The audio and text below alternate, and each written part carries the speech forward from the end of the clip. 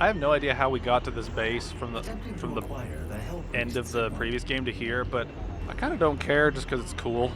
Nearly 60%. This is the weird thing, right? This game immerses me more than Doom 2016 does, but at the same time, it's even more video gamey. You know, like with these little sequences.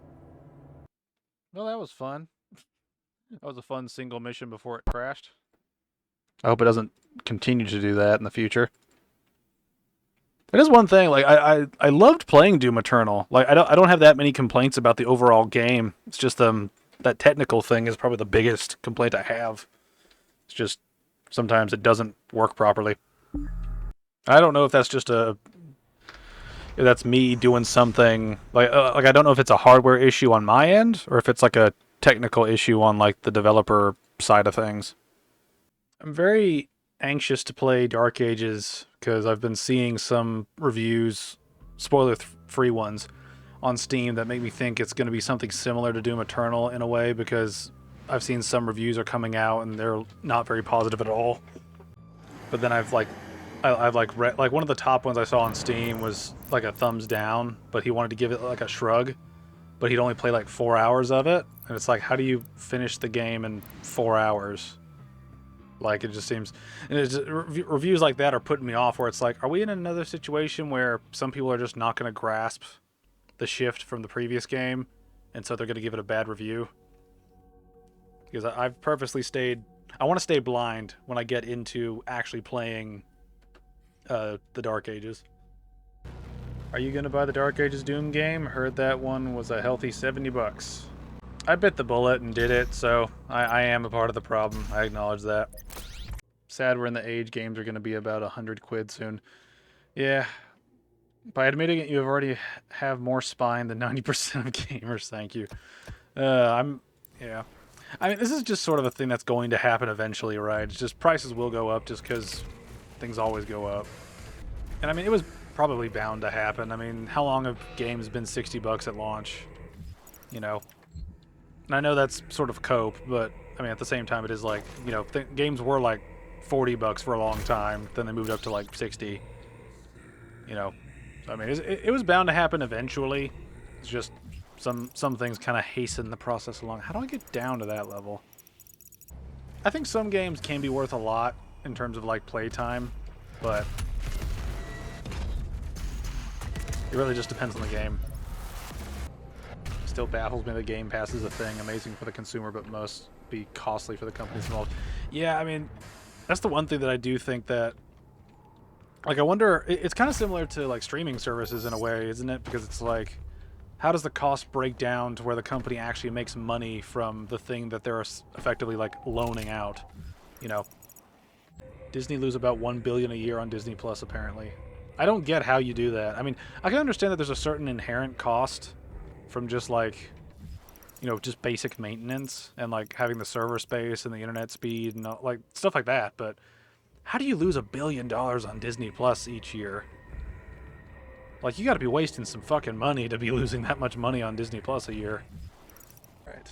It's a shame that they can't write female characters. The greats like Sarah Connor, Nancy Thompson, and even Helen from Candyman are awesome. Yeah, it's a shame. It's not even hard either. It's just it's this weird obsession where they have to make women act like men, but they have to belittle men at the same time because they think that's what strength is, and it's just it says more about them than it does about like any of us as like fans of different IPs. It's just weird. FNT last Friday was funny watching Rags defend the first 3 episodes of Andor as not complete trash.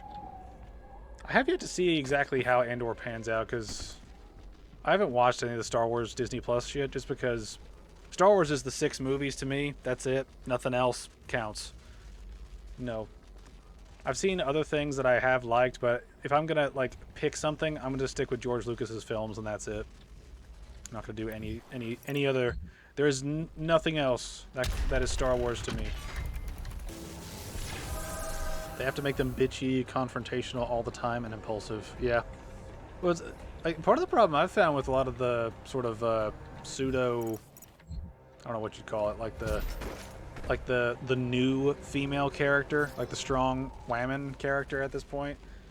A lot of the times what they do is they just make them an annoying, like, they have the exact same tropes as an annoying, like, male character that has to learn a lesson. But the problem is they never learn a lesson. They're just good because they were already good because they have tits, right? It's that weird sort of thing where they don't realize that they've sort of written into a trope that is supposed to grow, but it doesn't grow. And so we're just stuck with bitches everywhere. Ironheart trailer is trash. Must be fans being racist, misogynist. That logic baffles me. Yeah, I don't get it. I mean, isn't Ironheart like the one series that Disney Plus has been desperate, or not Disney Plus, but Marvel has been desperate to sort of like hide? Because I know that it and Echo they were particularly ashamed of, that even they knew, oh, this is terrible. Some of the greatest female and male characters know when to take charge or buckle in and listen. Yeah, that's true. They literally end a movie the same as they started. It's boring. Yeah. I just keep coming back to that heel versus babyface rant. You know, you're boring! You're so fucking boring! And he's right. He's out of line, but he's right. Actually, I don't think he's out of line at all, but, like, it is still kind of funny. Yeah, they shelved it. 3 years, then dropped the trailer same day as Superman's James Gunn. Yeah, that's funny. Also, the James Gunn, like, the Superman's James Gunn meme is fucking great. Heels versus babyface pronoun rant for Starfield was peak. I love how you go back and like look at some of people's reactions to that, and they're like, "Oh man, look at it! Look at how poorly this thing aged." And it's like, I'm like looking down, like through my glasses at them, being like, "I think you're the one who's not really gotten the point of it," you know. So what's the Last of Us joke you were saving? Oh yeah, well it's not really Last of Us joke so much as Bella Ramsey's face, but the thing that I keep coming to every time I see her face is she reminds me of somebody who, like, it's sort of like John Travolta after he got fat, where it looks like they have a face grafted onto their actual face, but that first face is way too small. Like, I feel like her face needs to be stretched over her, like, actual skull more for it to work, because the way she looks now is sort of like pseudo Down syndrome, and it's more of an insult to her than Down syndrome kids at this point, just because it's like, ugh. She's got that weird.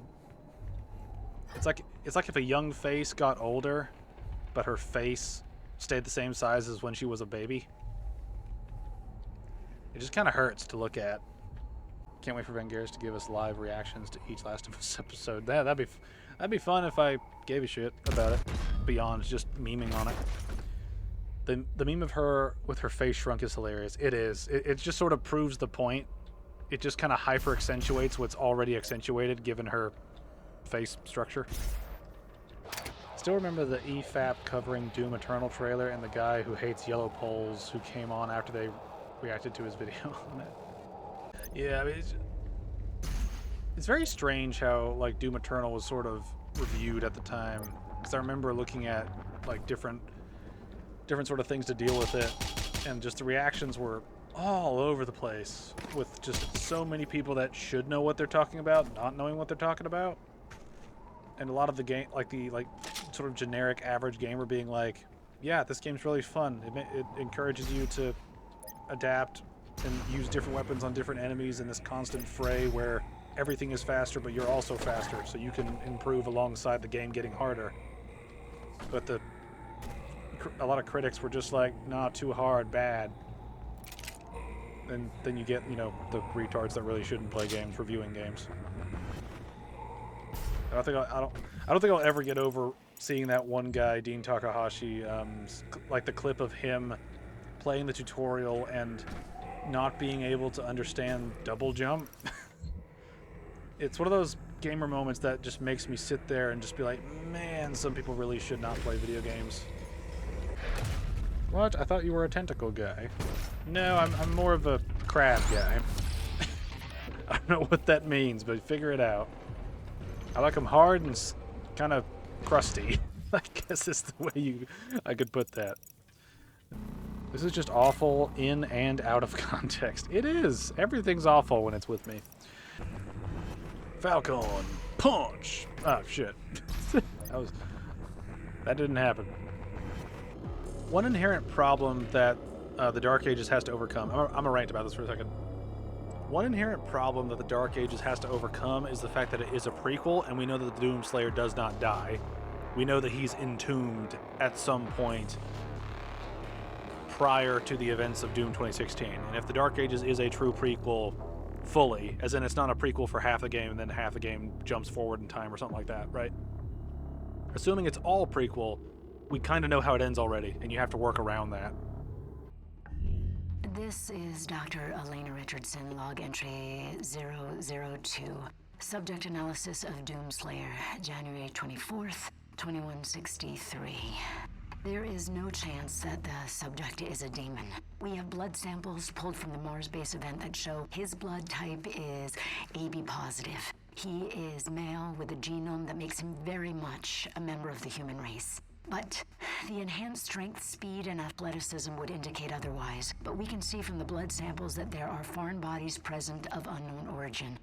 I cannot, as a contributing member of the scientific community, agree with the assumption by some of my colleagues that he is, for lack of a better word, a god, an avenging angel, the right hand of doom, here to save humanity from its sins. But I cannot ignore that the timing of his arrival, the identity of his enemies, the fire and brimstone element to this catastrophe we currently find ourselves in it has definitely shaken my scientific resolve. That's one thing I like about this game over the 2016 game, is that it really plays up on the fact that the Doomslayer is the guy. You know, he's sort of the greatest enemy the demons ever face.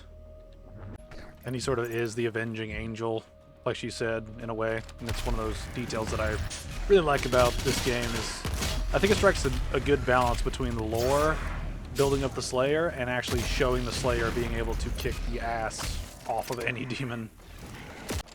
It's a good thing I'm sexy. I like that little... Doomslayer's having a fit.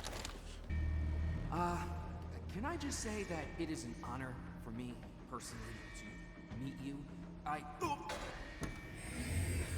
kind of like the little nerd being a fanboy of us, in a way. I think it's like a neat little through line between this game and the DLCs.